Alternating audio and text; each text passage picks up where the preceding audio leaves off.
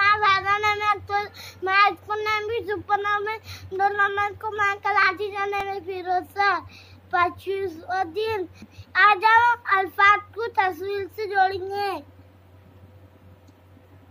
ये घर है, ये लड़की है, ये लड़का है, ये सूरज है। ये घर है, ये हमने घर पर दायरा लगाया है। ये सूरज है, ये सूरज पर दायरा लगाया है। ये लड़का है तो लड़के पर दायरा लगाया है।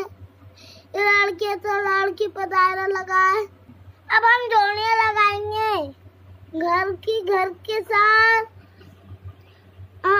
लड़के के साथ, लड़की के साथ, सूरज के साथ।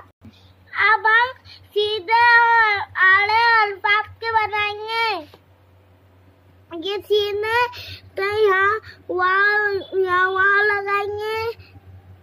ये जी में तो ये यहाँ, ये जी यहाँ लगाएंगे। सूरज,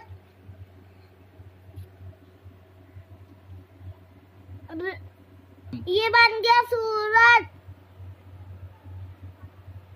सीनो पे सू, रेजिम सूरज। अब हम अल्फाज लिखेंगे। आलम में यहाँ लिखेंगे।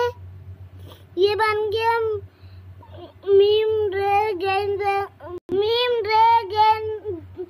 पेट मुर। यहाँ मुर्ग लिखेंगे।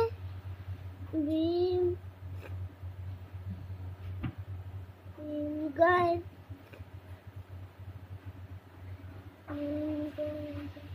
नूर चला लो।